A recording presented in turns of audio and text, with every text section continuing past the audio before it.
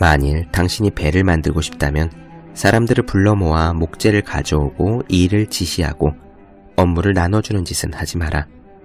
대신 그들에게 저 넓고 끝없는 바다에 대한 동경심을 키워주어라. 프랑스 소설가 생텍쥐베리의 말입니다. 무슨 공부를 하는 사람이건 잘 될 때가 있으면 그렇지 못한 날도 있는 법입니다. 기분과 의욕은 마치 파도처럼 오르락 내리락을 거듭하지요. 아무리 오래 공부한 사람도, 아무리 많은 것을 알고 있는 사람도 예외는 없습니다. 최정상의 스포츠 선수들을 보세요. 영원할 것만 같던 슈퍼스타도 무기력하게 무너지는 모습이 잦습니다. 중요한 것은 슬럼프를 아예 만나지 않는 것이 아니라 슬럼프에도 불구하고 현명하게 이겨내는 것입니다. 공부는 장기전이요, 마라톤인 까닭입니다. 슬럼프를 이겨낼 수 있는 방법을 2가지만 이야기하겠습니다. 첫째, 자신의 주변을 점검해 보는 겁니다. 모든 변화는 자기 자신으로부터 시작합니다. 자신이 어떻게 시간을 보내는지, 공부하는 방법은 효율적인지 씀씀이를 체크하는 회계사처럼 꼼꼼하게 살펴봅시다. 불필요한 시간의 낭비가 얼마나 많은지 놀랄 겁니다. 둘째, 자신이 향하는 목적지를 그려봅시다. 다른 사람들이 이야기하는 슬럼프 탈출의 비법도 물론 도움이 됩니다. 하지만 동기를 부여할 수 있는 가장 강력한 힘은 자기 자신에게서 나오는 겁니다. 왜 이 공부를 하고 있는지 생각합시다. 뜻하는 바를 이루지 못한다면 어떤 삶을 살게 될지 떠올려 봅시다. 여러분의 시선은 언제고 여러분이 가고자 하는 것을 보고 있어야 합니다. 결국은 목적지에 대한 무한한 동경심이 여러분을 슬럼프에서 구해줄 겁니다. 365 공비타민 슬럼프에 빠진 분들에게 의한 대목으로 시작합니다.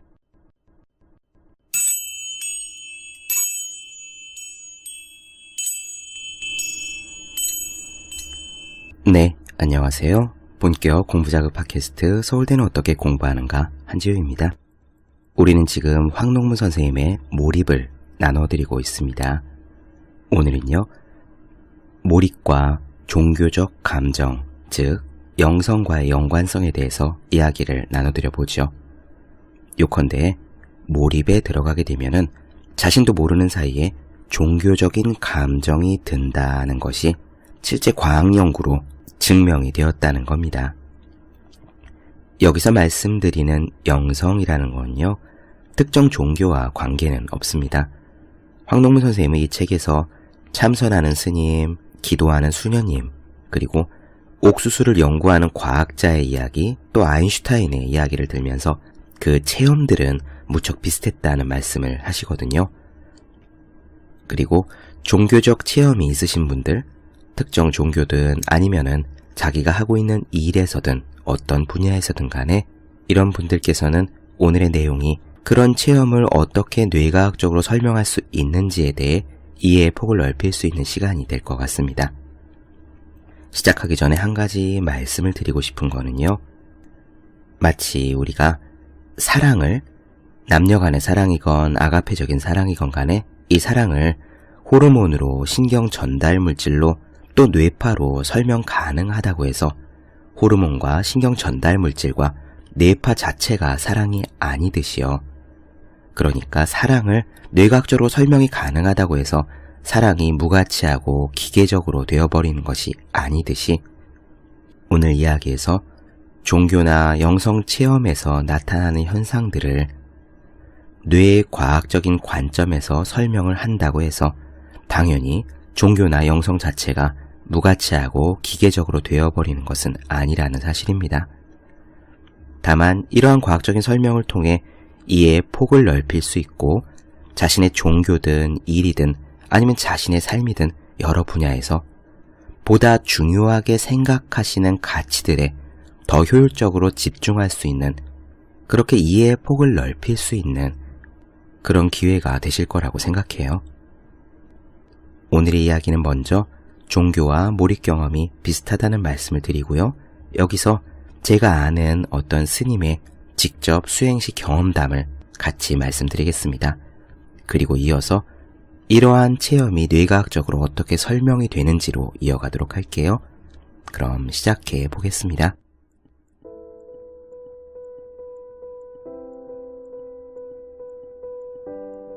참선 수행을 하는 스님들은 앉으나 서나 한결같이 그 생각만 한다고 해서 동정이려, 꿈속에서도 그 생각만 한다고 해서 몽중이려, 깊은 잠 속에서도 그 생각만 한다고 해서 숙면이려를 행한다. 이때 의식을 한 가지에 집중하는데 집중하는 대상을 화두라고 하고 이러한 참선을 화두선이라고 한다. 그리고 이러한 수행을 통해 의식이 다른 잡념의 방해를 받아 끊기는 일 없이 오로지 하나의 화두에 집중하는 상태를 삼매라고 한다. 나는 스님들이 삼매 상태에 대해 기술한 글을 읽고 나서 천천히 생각하기, 슬로우 싱킹은 명상이나 참선과 흡사하고 몰입의 과정은 화두 하나만을 붙들고 오로지 그것만을 집요하게 생각하는 참선 수행과 비슷하며 몰입은 삼매와 대단히 유사하다는 사실을 알았다. 그래서 내가 종교적인 상태를 목적으로 하지 않았음에도 불구하고 몰입을 하면서 영성 효과를 체험했던 것이다. 영성 상태는 내가 보기에 고도로 몰입된 상태와 거의 유사한 것으로 보인다. 만약 여기에 전문 지식이 결합되면 많은 아이디어와 문제 해결에 필요한 통찰력이 생길 것이다. 나는 만약 스님들이 어떤 분야의 전문 지식을 가지고 있다면 참선 상태의 고양된 능력으로 많은 문제들을 해결할 수 있으리라 생각한다. 또한 각 분야의 전문가들도 영성 상태를 활용하면 더 많은 문제들을 해결하고 더 좋은 아이디어를 낼 수 있을 것이다. 따라서 행복한 감정을 유도하고 창의적인 아이디어를 낼 수 있는 영성 상태를 이해하고 활용하려는 노력이 필요하다. 종교적 상태에서의 뇌 영상을 촬영해서 영성 상태가 평소와 어떻게 다른지 과학적으로 연구하는 신경신학 분야의 권위자인 펜실베니아 대학교 앤드루 누버그 교수에 의하면 집중하는 대상과 자신이 하나가 되는 이 삼매 상태 혹은 무아지경의 영적 일체감은 모든 종교에 공통적으로 나타나는 특징이라고 한다. 이러한 사실은 14세기 독일에 살았던 수녀님 마르가레타 에브너의 일기에서도 잘 나타나 있다. 그녀는 신성한 사순절을 맞이하기 위해 홀로 경건한 침묵과 명상 기도에 잠겨있던 어느 날 밤 수녀원 예배당에서 놀라운 존재를 인식하고는 다음과 같이 기록했다. 할렐루야가 울려 퍼졌을 때 나는 아주 큰 기쁨을 느끼며 침묵에 잠기기 시작했다. 특히 화요일 전날 밤에 나는 큰 은총 속에 휩싸여 있었다. 그러다가 화요일 밤 한밤중의 기도 후 성가대석에 혼자 남게 되어 제단 앞에 꿇어 앉았는데 갑자기 커다란 두려움이 나를 엄습하더니 그 두려움 속에서 나는 형언할 수 없는 은총에 둘러싸였다. 예수 그리스도의 이름으로 맹세하건대 내 말이 진실임을 증언한다. 내면에서 하나님의 신성한 힘이 나를 붙잡고 내 인간의 심장이 나에게서 꺼내지는 것을 느꼈다.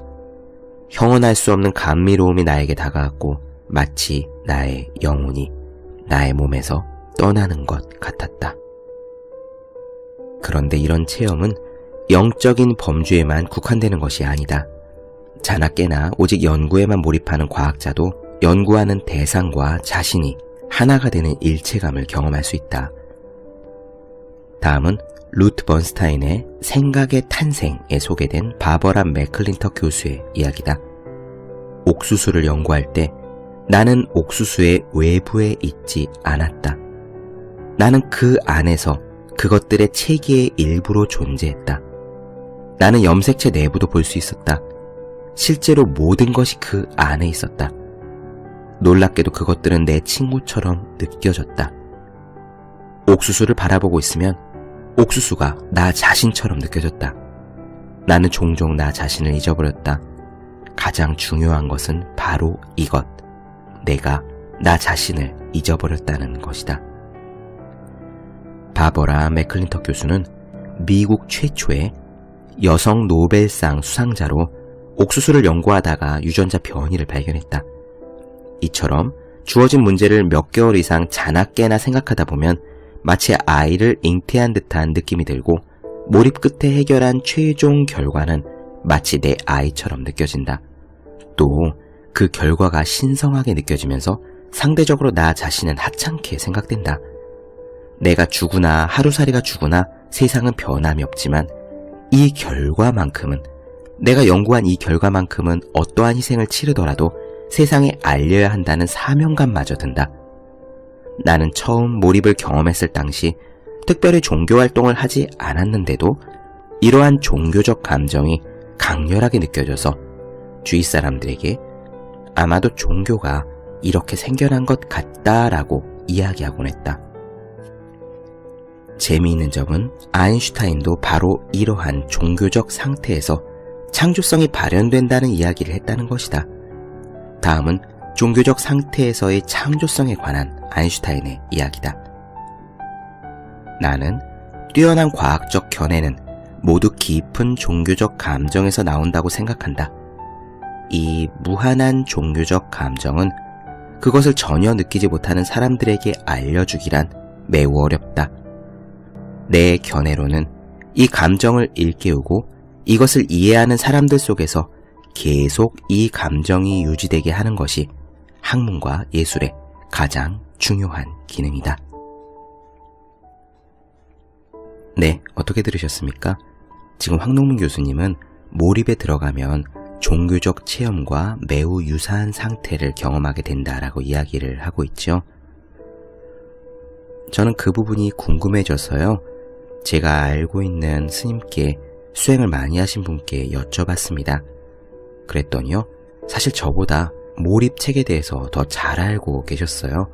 그리고 참선 수행을 깊이 해보면 이 몰입책에 나오는 그러한 체험들과 정말 유사한 체험들을 하기 때문에 황농문 교수님 역시 직접 체험을 했다고 볼 수밖에 없는 그러한 내용들이 많이 나온다라고 단언을 하셨습니다.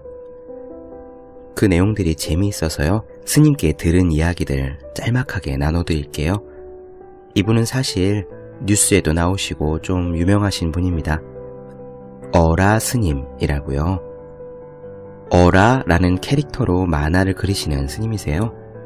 어릴 적부터 수행을 많이 하셨고 우리나라 여러 절들 뿐만 아니라 미얀마나 태국까지 찾아가셔서 수행을 하시고 그러셨거든요. 지금은 스님이 수행하신 내용을 어라라는 귀여운 캐릭터에 담아서 쉽게 설명하는 일에 열심이십니다. 예전에 YTN인가 어느 뉴스에서도 인터뷰한 적이 있으시고요. 어라 그런대로 안녕하네 라는 노란색 책을 내신 적도 있어요. 아무튼 이 어라 스님이 몰입과 수행의 관계에 대해서 말씀하신 내용들은 대략 이랬습니다.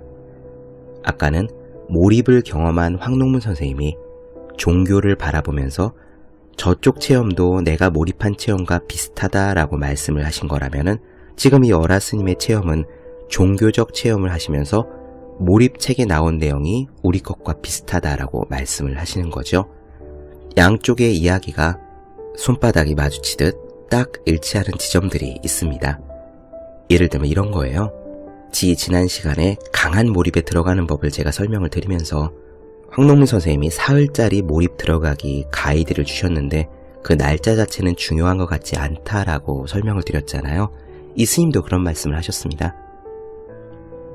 황농문 선생님이 설정한 날짜 자체는 중요하지 않다. 사람마다 집중력이 달라서 몰입에 들어가는데 걸리는 시간 같은 거는 많은 사람들을 명상 지도해보면 다르다. 그런데 그러한 날짜 자체는 개인적인 거지만 몰입도가 올라가는 경험과 몰입도가 올라간 다음에 느끼는 경험, 그것은 참선할 때의 체험과 책에서 나온 체험이 일치한다. 특히 중요한 거는 천천히 생각하는 연습과 운동인 것 같다. 황농문 선생님도요, 천천히 생각하기를 무척 강조하셨잖아요. 갑자기 막 집중하려고 하면은 스트레스가 쌓이면서 상기가 된다. 너무 괴롭기 때문에 몰입에서 빠져나오고 싶다라고 말씀을 드렸죠. 그런데 화두선에서도 똑같답니다. 천천히 생각하는 연습을 해야, 그래야 상기되지 않고 궁금함이 계속 이어지고 지인이 빠지지 않는다는 거예요. 스님 말씀은 이 천천히 생각하기가 다른 느낌으로 표현하면은 크게 고민하지 않고 궁금함을 깊게 끌고 가는 느낌이다라고 하십니다. 애를 너무 쓰면은 몸이 상하게 되어 있는데 이렇게 살살 생각하는 식으로 이어가야 계속 수행이 이어질 수 있다는 거죠. 그리고 또 한 가지 덧붙이기를, 이 천천히 생각하기가 효과를 많이 보려면은 자기가 화두로 잡고 있는 궁금증 자체가 자기 자신에게 진짜 중요한 것이어야 된다고 합니다. 이를테면 스님은 어렸을 때 생사, 삶과 죽음에 대해서 너무 궁금했다고 해요. 그래서 애쓰기보다는 저절로 궁금해져서 계속 죽은 뒤에는 어떻게 되는 걸까라는 질문을 이어가셨다고 하거든요. 삶과 죽음을 고민하는 것 자체가 명상이라는 생각조차 하지 않고 그냥 궁금해서 계속 그 생각만 하셨답니다. 그랬더니 실제로 몰입도가 높아지고요. 여기 황농문 선생님이 이야기하시는 것처럼 독서실에 가서 자리에 앉으면 바로 생사에 대한 몰입에 들어갈 수 있었다고 그렇게 이야기하시네요. 자기에게 궁금한 주제를 골라서 평상시에 크게 부담 갖지 않고 계속 살살 궁금증을 머릿속에 띄워놓는 천천히 생각하기의 중요성, 요게 스님이 말씀하신 부분이고요. 또 하나 추가는 역시 운동에 대한 부분입니다. 화두 참선을 잘하려면은, 그리고 몸이 상하는 그러한 위험에서 벗어나려면 운동이 정말 핵심이다라고 하고, 실제로 참선을 하는 선원에서도요, 몸을 움직이고 풀어주는 움직일 동자 동선이 참선 수행 일과 중에 꼭꼭 들어있다고 합니다. 이 어라스님은요, 황농문 선생님이 몰입 초창기에 너무 깊게 몰입에 들어가서 정신이 이상해질 뻔한 것 같은 경험을 말씀드렸잖아요. 어라스님은 다행히 운동을 열심히 초창기부터 병행했기 때문에 그런 문제를 겪지 않으셨다고 합니다. 운동이 정말 중요한 것은 공부하는 사람이나 일하는 사람이나 수행하시는 분들이나 다 똑같은 것 같아요. 또 한 가지, 이 몰입책에 나오는 쾌감에 대해서 어라스님이 이렇게 코멘트를 해주셨어요.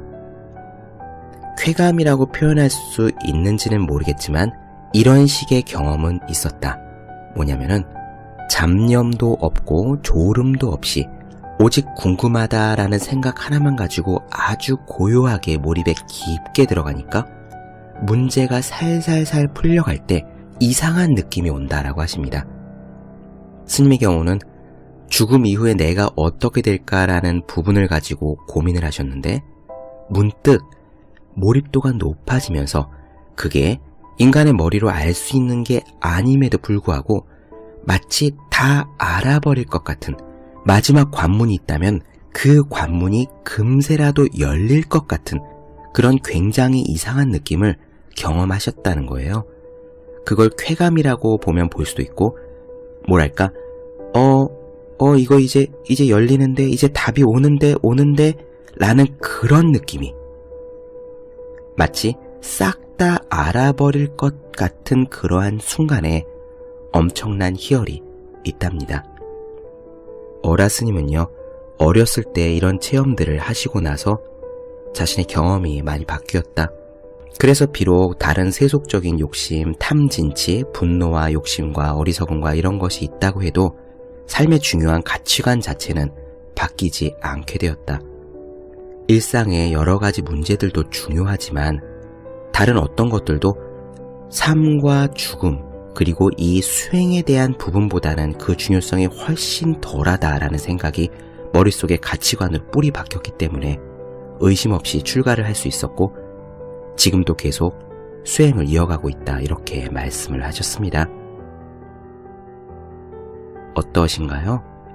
몰입에 들어가는 단계가 비슷하다, 천천히 생각하기가 중요하다, 운동을 해야 계속 이어갈 수 있다, 그리고 몰입도가 높아지면 문제 해결하기 직전에 엄청난 쾌감이나 희열이 있다. 마지막으로 이런 몰입 경험을 하고 난 뒤에는 정말로 가치관이 바뀌어서 그 전과는 다른 상태가 되는 것 같다. 이런 이야기 몰입에 나온 것과 굉장히 유사하지 않습니까? 그러면은요, 뇌 과학적으로 볼 때는 이러한 몰입, 종교적 체험, 영성 체험이 어떻게 설명될 수 있는지 다음 편에서 이어가도록 하겠습니다.